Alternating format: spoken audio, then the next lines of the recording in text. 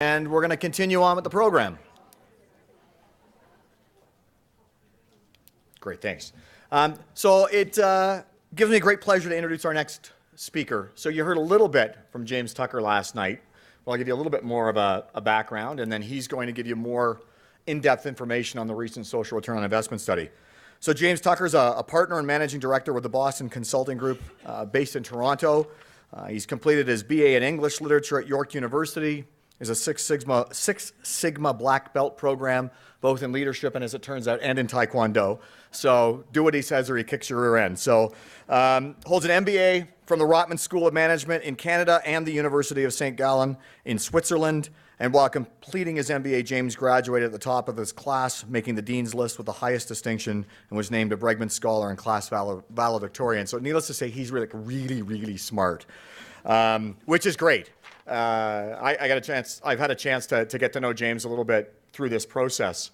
And earlier this year, as part of our 100th anniversary celebrations, we had the opportunity to do Youth Summit in Ottawa. We had 100 young people come together and spend 4 days in youth leadership training. And while that was going on, we were doing meetings with the federal government to talk about the power of mentoring. And we had a chance to take the social return on investment study out for a test drive at that, because it was just being wrapped up. And we got a meeting with a senior deputy minister and 4 fairly high-profile supporting civil servants. And it was one of those meetings where you walk in, and we know what we're going to talk about. The arms are crossed, and already they're not really buying the message. And what was just wonderful was to sit back and listen to the dialogue as James talked about the study and talked about the rigor and the science of it. And by the end of it, as it turns out, the deputy minister was a bit of a research fiend and started really grilling James on the methodology. And by the end of it, a convert and a group of converts had been made, in the sense there would be an openness and a receptiveness to listening to the results and understanding the power of mentoring. So without any further ado, please welcome James Tucker.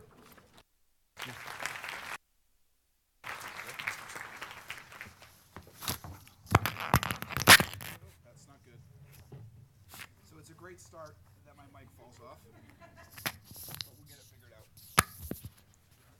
Yeah, I got it. Might have broken it, but I got it. Okay, so thanks very much, everybody. I know we've got 90 minutes budgeted, so I'm going to give you a gift at the outset and tell you this is unlikely to take 90 minutes for 2 reasons. 1, I just don't have that much material and can't talk that long. And 2, I have a plane I have to catch right after this, so I'm going to manage it to time. Can everybody hear me okay? Yeah? Okay, good. We plan this session to be fairly interactive, so I will present for the beginning piece of it, but we're going to do Q&A at the end. So if, that's, I guess, both a threat and a promise. As you get into it, hopefully you've got some good questions to ask. I don't mind being grilled. I have been grilled before. It's important, I guess, for me that you understand, what went into it so that you can be more comfortable with what came out of it. I'm going to start a little bit with some foundational stuff you probably wouldn't have heard about. So, when we started a few years ago, well before this study, taking a look at the Canadian charitable sector, to do an overall landscape and get a sense of what the key trends were and what was going on in it, what we found is we were buried, as neophytes, buried under an avalanche of nomenclature. And what was interesting was everyone had 4 different words to say the same thing, and without a common language was having a very difficult time communicating, as you can imagine. And so, we made it very simple for ourselves.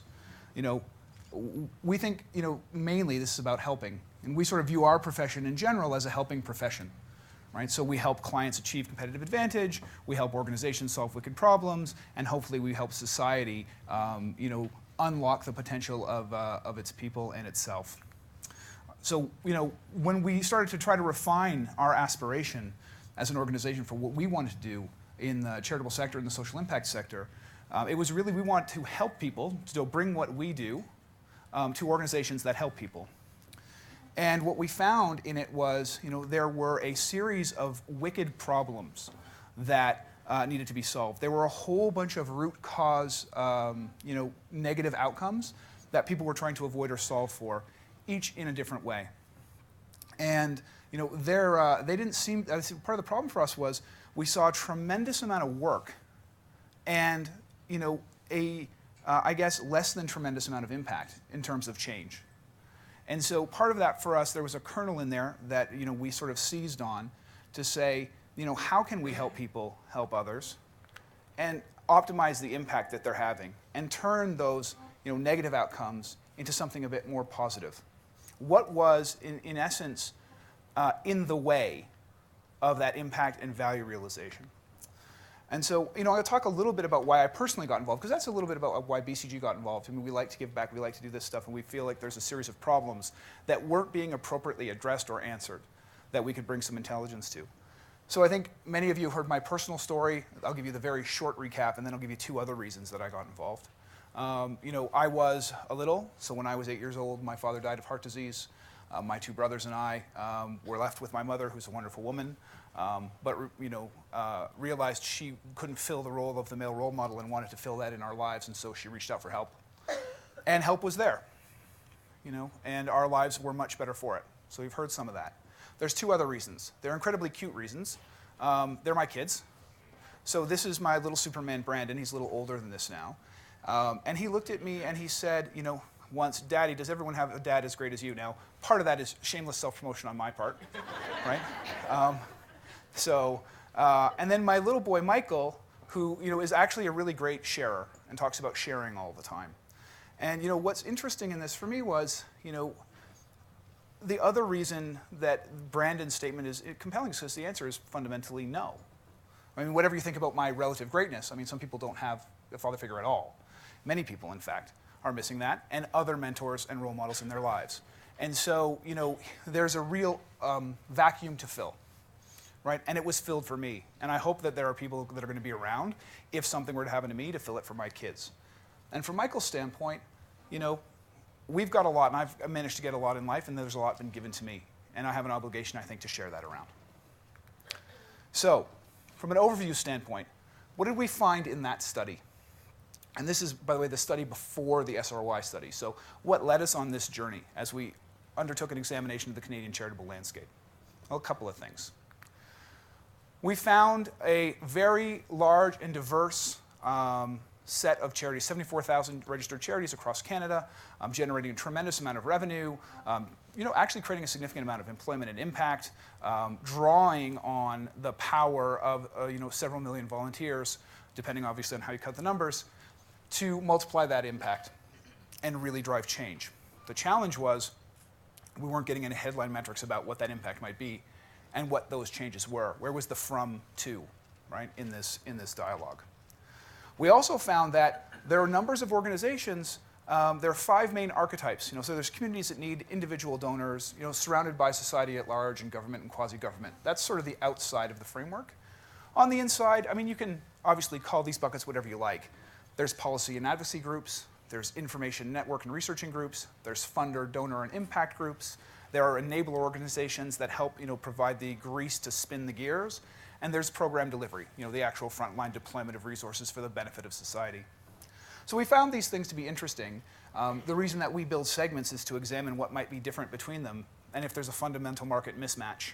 And so this is what we do for our business clients, and we brought it to the charitable sector. And what we found was, probably not surprising to the folks in the room, but maybe the magnitude of it will be surprising, is that program delivery vastly outweighs every other charitable type, right, in a significant measure that outpaces what you see in business. So, in other words, if you look at the enabler organizations, and in business we would classify BCG, a consulting agency, as an enabler organization, people that help those program delivery or frontline business organizations improve, share best practice, and get better, there just aren't enough of them to serve the need, right?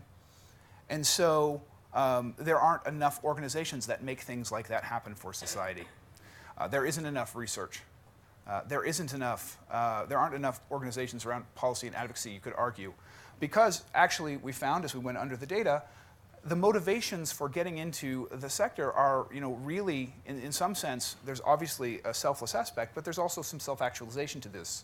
And there we found, as we talked to individuals, just people got much more value, personal, social and individual capital from frontline program delivery relative to policy and advocacy.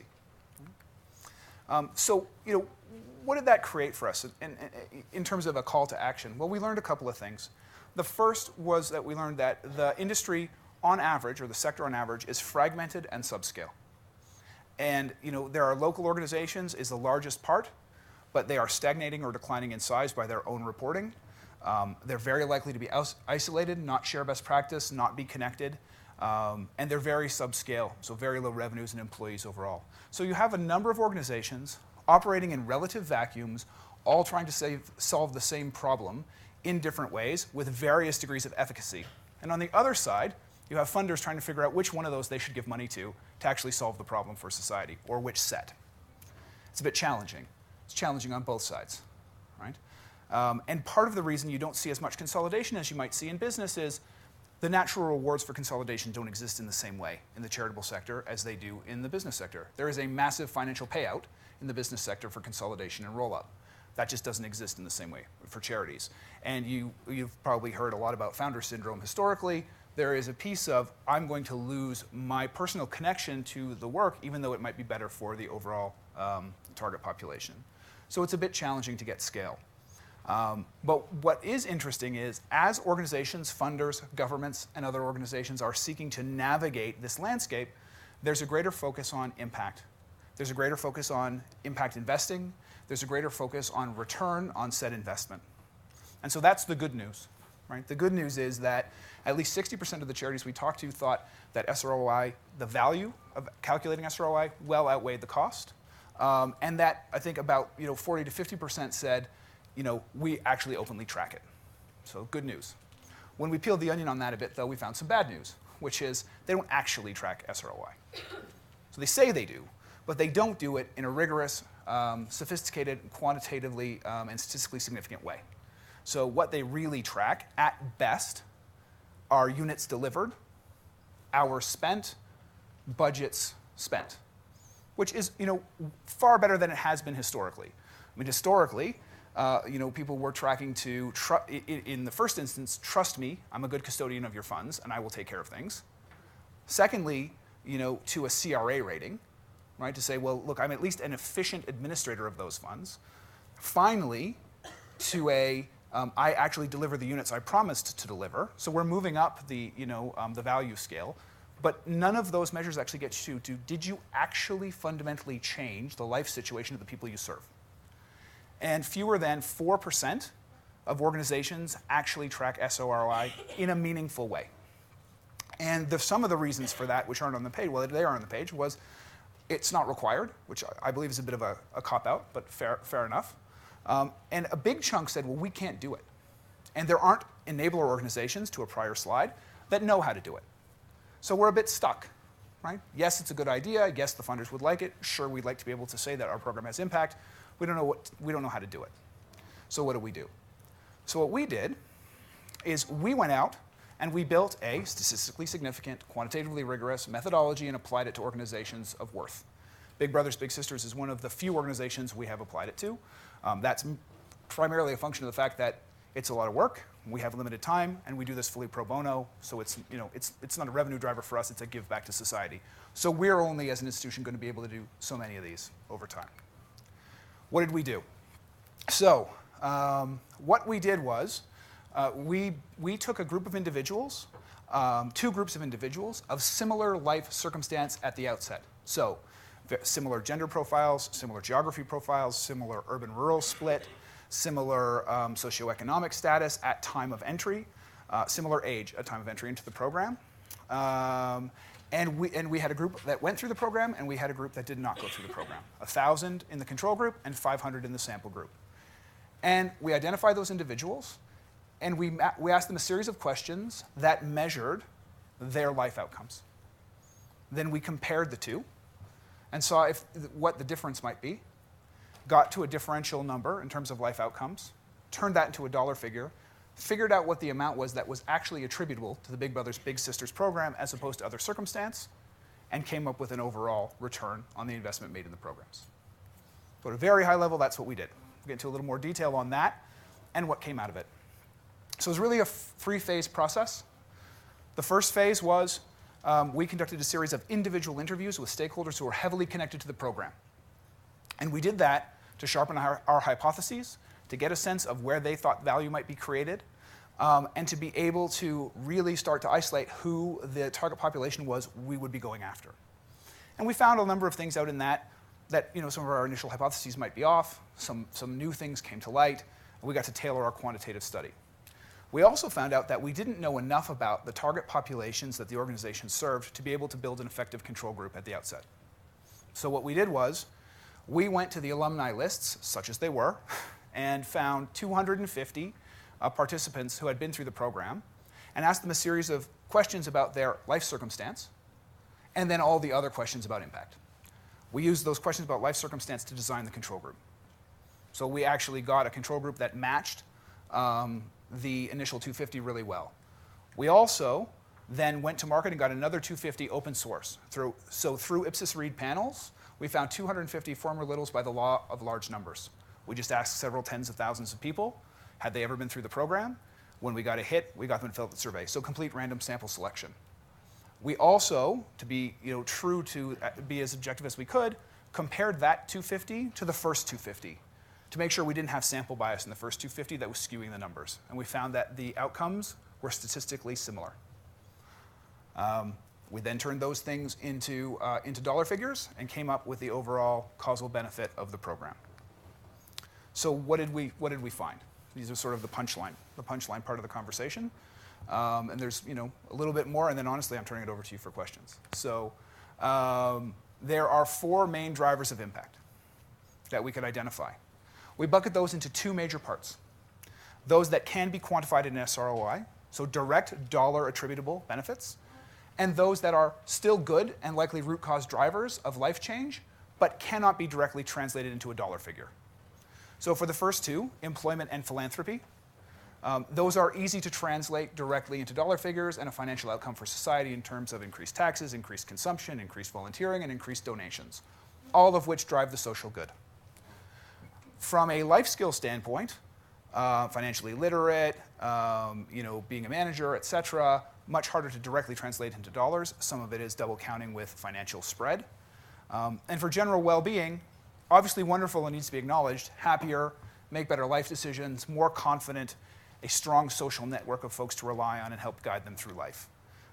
All of these value drivers significantly outpaced the value found in the group that did not have a big brothers, big sisters mentoring relationship. So, the specifics. And the headline here really is in the big green bubble. From an economic impact standpoint, over the life of someone who's been through a mentoring relationship versus someone who hasn't, of similar life circumstance, a $315,000 earnings spread over their working life. So they earn, on average, $315,000 more from their jobs than the control group. And that's driven by higher rates of employment and earning more when they're employed. From a pay-it-forward standpoint, there is higher participation from a volunteering perspective, more likely to volunteer, almost 33% more likely to volunteer. 50% more likely to volunteer. And when they volunteer for more hours, translating into an extra 32 hours a year of volunteer donated time to various charitable causes. From a donation standpoint, significantly more likely to donate, and when they do, they give more money, translating into an extra $81 a year to society. Now, you can make an argument that if they invested both their time and money in causes that had an impact, there'd be a multiplier on this, but we decided sort of not to stretch the logic too far. We just went with the direct impact, right? It can get to be a bit of a long string. We didn't do second generation impact or anything like that. All those things may likely be true, but you're gilding the lily a bit. It's not necessary. So, from a positive life skills standpoint, some evidence of positive life skills in terms of education, financial literacy, senior leadership in organizations, some evidence of healthier lifestyles in terms of exercise, in terms of non-smoking. From well-being, though, significant evidence, and this is on a top box score, so number 1, they're significantly more likely to say, almost 50% more likely to say, I am a happy person. So you can imagine happiness was difficult to turn into a dollar, so we didn't do it, but still very important, right? Significantly more likely to be able to make good life choices, more likely to strongly agree, significantly more likely, almost 50% more likely to be confident, and to say they have a strong network of family and friends to support them as they take this journey known as life. So fairly compelling statistics across all 4 dimensions for participants that were in the program versus those that were not. What does that turn into overall? So you heard the highlight number. The waterfall builds up to it. What you see in the waterfall is there's initial outlay. At the beginning, there is actually an investment up front in each of these individuals and the programs. And there's a payback over time from a consumption standpoint, from a tax revenue to government standpoint, from a charitable volunteering standpoint, and from a donations to charity standpoint that sum up to an overall number. We took that number, and this is a bit of the financial literacy, I guess, coming to bear, and we pushed it back through time. So we use something called net present value. It's fairly technical, but it's basic. The simple explanation is, you have to compare, money has a time value. $1 today is worth more than $1 tomorrow. And so you make an investment up front. If it yields 20 years from now, you essentially have to push that yield back through time with a discount rate to make it comparable in terms of the dollars. So as you see in the, I'm sure, very easy to read footnotes, there is a clear methodology that is very consistent with how most businesses would look at investments and return profiles that we applied in this case.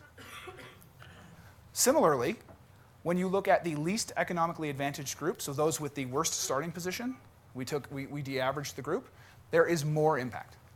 So a 23-to-1 return along the same dimensions.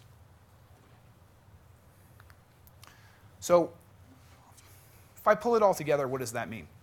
Well, there's some really great things we learned on this journey, some really great things we learned about the program, and some really great things we learned about mentoring that I think need to be reinforced. So the first is that these are long-term relationships. You get children matched early in life, and those matches generally last several years, and that build relationships that are long-lasting, a significant proportion of them to this present day. And there's a correlation between match length and outcomes, both on the quantitative and on the more qualitative dimensions. So in the quantitative dimension, the sweet spot's actually around 3 to 5 years in terms of maximizing value creation. Matches made that end very quickly don't generate value in the same way in terms of changing life trajectories, so not surprising. What is interesting is what the spotlight number is. So 3 to 5 years is absolutely the spotlight. No one's suggesting you stop the relationships at 5 years in and transfer them to someone else. But in terms of the extra value created between a 5-year and a 7-year relationship, it's not there. Generally flat lines, that they've gotten what they're going to get out of their mentor by that point, and then it's just a good, consistent relationship that is helpful. But it doesn't actually drive transformatively more value. And the same is true from a qualitative standpoint in terms of the average scores that come back around confidence, well-being, happiness, and a strong social network. So what's the call to action around this? And in some sense, it's a call to action for folks in the room. In some sense, it's a call to action for people to bring to folks outside of the room. 3 things primarily. Listen, this is a great model. It drives great impact. Do more of it. So more of the same. There's lots of constraints there.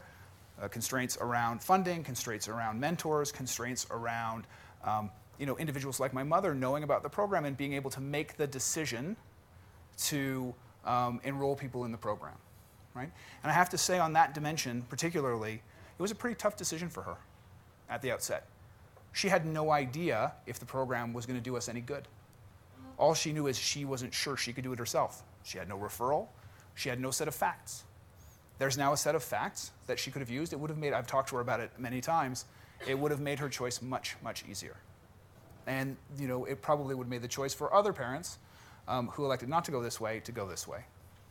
So the second lever, focus on the economically disadvantaged. So if you want to get more for the same amount of money, you get better impact when you're dealing with people who have a worse starting position.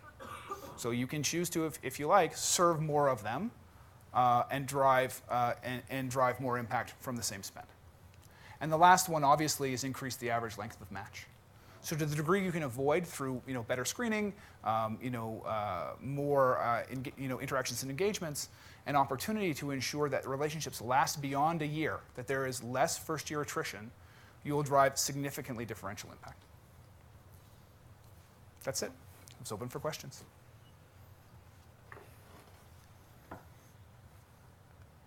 Yep, that's it. So are there any questions? Or am I going to be early for my flight?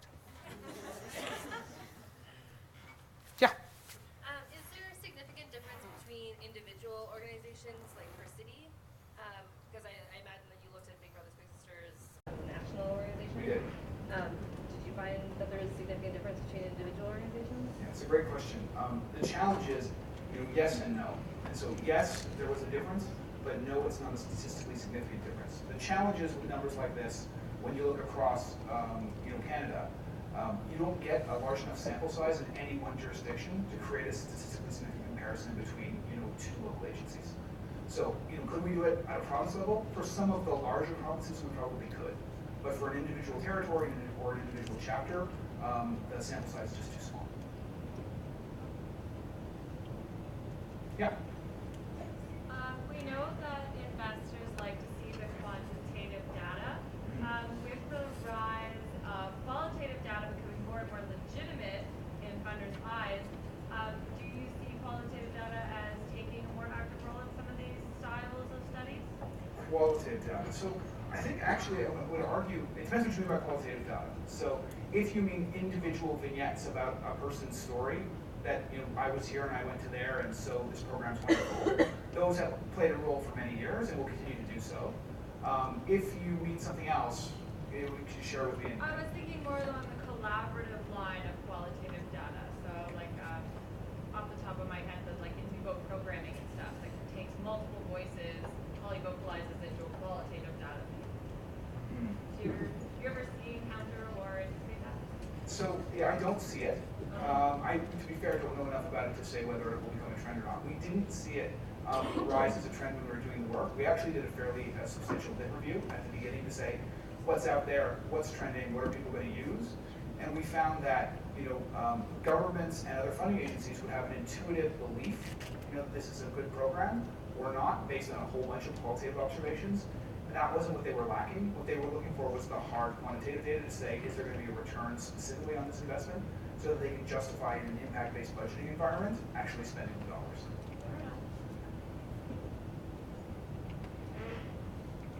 Yeah. So I think we're all in agreement that those long-term impact studies are really, really powerful and really important.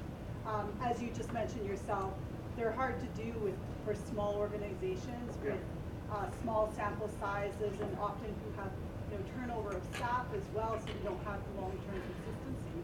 Do you have suggestions on how to generate that data for those types of organizations? Not good ones. I think there's a difference. I think when we get that question, typically it's about, what about startup versus a charity that's been in operation for 100 years or 50 years. Right? And so you do time study on someone that's had time. And then we draw a difference between two things. And this is an audit process, right? Versus a business case projection process. And investors actually understand the difference. So if you bring them a prospectus, they understand that investing in startups, you look for different things than when you invest in a mature business. When you invest in a mature business, you're looking for more long-term sustainable cash flow, differentiated advantage, good balance sheet, et cetera, and you make your investment based on that. That's where they want to see this, because they're thinking about blue chip investments. For startups, there is inherently more risk, and they understand that. There is not a proven track record of performance, and they understand that. What they want to see is your understanding of the social problem that you are trying to solve, what the negative impacts to society are, what the cost of those impacts are, how you plan to change them, and how you're going to make yourself, from a reporting standpoint, accountable for making that difference. So if you bring that forward, if you bring the case forward as a business case, people will invest in the business case. In terms of keeping the data and keeping contact, that's always problematic. It was hard for us. We actually had to open source to find people. There weren't enough in the alumni database for us to get the numbers we needed to do the study. There's lots of other good reasons to do it open source.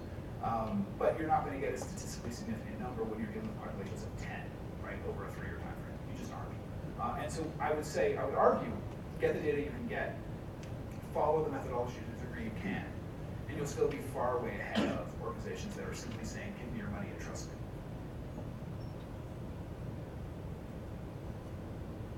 Yeah? Would you clarify what you meant by enabler?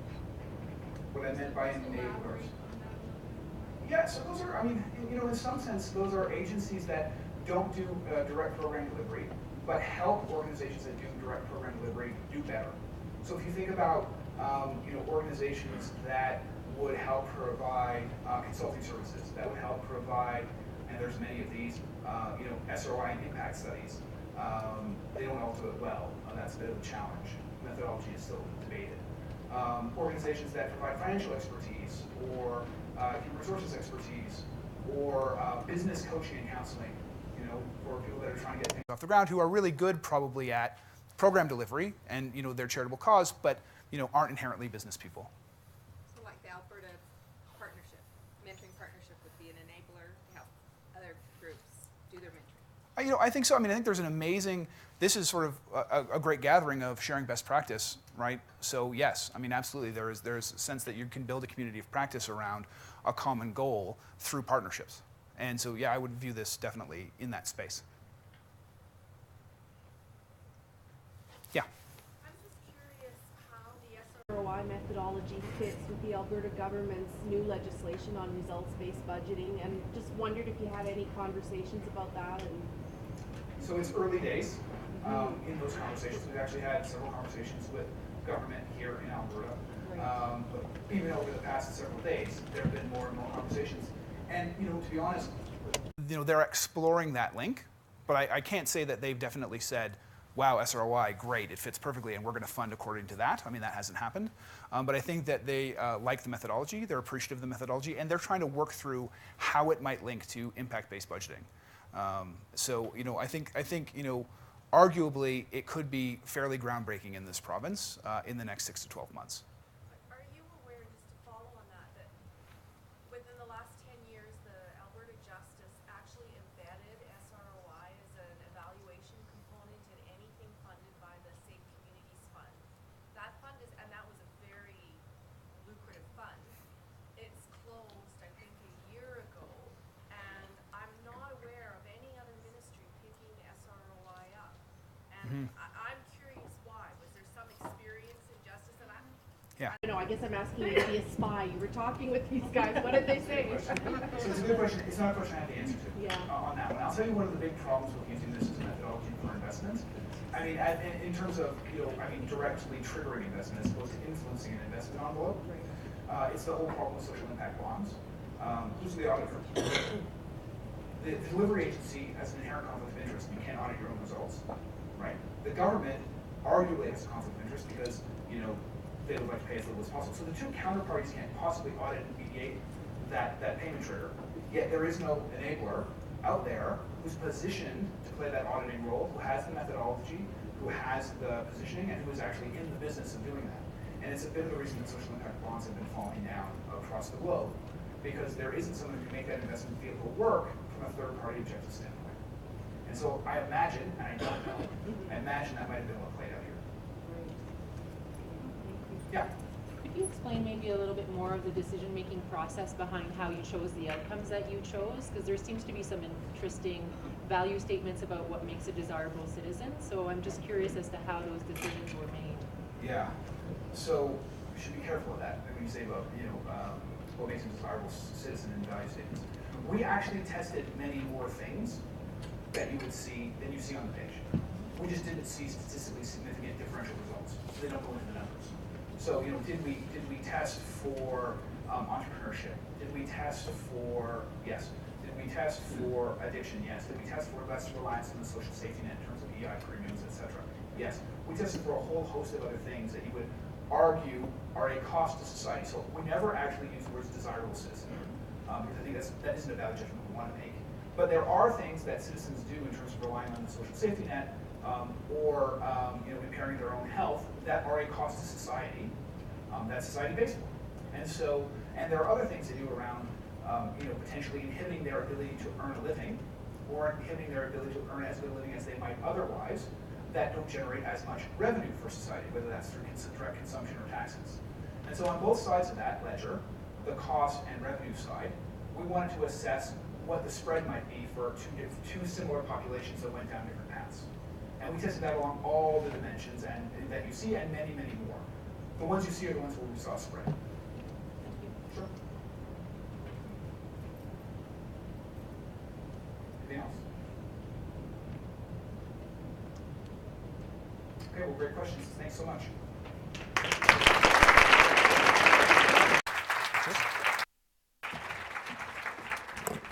So thanks, James. So you're going to get lots of extra time here before the next session. Just a couple of comments before we go, though. I think, first of all, it's important to really understand that this piece of work was done pro bono by the Boston Consulting Group. And to be able to have what right now in this country is viewed as the gold standard in social return on investment studies, be able to talk about the power of a mentoring program like this is going to be incredibly important for us moving forward. So like, that's just a huge thank you. I think as well, an acknowledgement needs to be made to Big Brothers Big Sisters of Toronto, who initiated this process, and really this was their centennial gift to Big Brothers Big Sisters as we celebrate our 100-year anniversary. And so I think it's really neat when leadership can come from different places, but as a collective everyone can benefit from it. So that's great work there. So I'm just curious as to, as we think about the information that you just heard, how many people have seen the results from the Talking About Charities report that was published this past weekend? It was page 2 of the Globe and Mail on Monday. And so I'm not sure if you're familiar with this study. It's been done 3 times. It's funded by the Edmonton-based Matart Foundation and done in conjunction with Imagine Canada. And what this study did was it talked to 3,000 Canadians, or actually it was over 3,000 Canadians, about their opinions about charities. And there's a couple of interesting findings in there. There's some great news and there's some troubling news. And on the troubling news front, particularly for some groups, the level of trust in those organizations has taken a significant drop since the last study. And Liz, it was 2000, 2008, I think? Yeah, for the other 2 studies. So when they compared them to the other 2, Canadians, in some cases, the good news for us is that 82% of Canadians still have a high regard, high trust level for organizations that support children. That's ranked second only to the hospitals. But in general, there are a group of charities where their trust level is eroding. And for those of us who lead organizations, it's even more troubling because trust in charity leaders overall took a big hit. And so I think in part, I think it's also it's a fascinating metaphor on the story itself that, we can go to the Globe, this is a bit of a rant, by the way, that we can go to the Globe and Mail a dozen times and not get a story in, and then as soon as there's one piece that has a piece of a negative overtone, it's page 2. But I actually think that's part of what's creating some of this mistrust in charities. It's through processes like this and having credible, rigorous, quantitative information that we as a charitable sector, in a sense, can fight back and say, this is more than just a feel-good program. Mentoring is more than just having a friend. Mentoring is making a huge difference in the lives of Canadian kids. When you start to marry that with some of the other, we've got some of the best researchers in the world here who study mentoring. When you start to marry some of these findings with some of the outcome findings, we start to build a very compelling case, not just as a place for funders to invest their dollars, but to be able to more effectively tell our story. And so I think it's incumbent. And when we think about outcomes of this kind of a forum, and I think it goes to the question of what about organizations that don't have sample sizes large enough to undertake studies like this? As a collective, we might be able to do some of this work together where there's enough information that small organizations can draw from the broader picture to be able to support their own cases. And so I invite you to think about that as this thing comes to a close tomorrow and where we might go with something like this. So research is one of these great things that organizations might be able to work collaboratively on, pool some resources if need be, rather than trying to undertake these things on our own. If everybody gives a little bit, we all get a lot in return. So just a friendly reminder as we switch gears a little bit here to go to the National Mentoring Symposium app under this session and complete the session evaluation and feedback questions. So you've got a nice break before the 3 p.m. concurrent sessions. Those will wrap up at 4:30. You're on your own tonight. And then remember, we start back with concurrent sessions at 8:30 and really encourage you not to sneak out early tomorrow because the final part of this is the youth plenary panel. And I think it's been great for us to hear all this fantastic information, but this parallel conversation has been going on, and the youth group is going to come back and share with us their thoughts, and it would be, I think, respectful to them to have a full room when they come back and do that. So unless you absolutely need to dash off, please try and stay right to the very end, because I think it's going to be important to hear what the young people have to say. So enjoy the rest of the afternoon.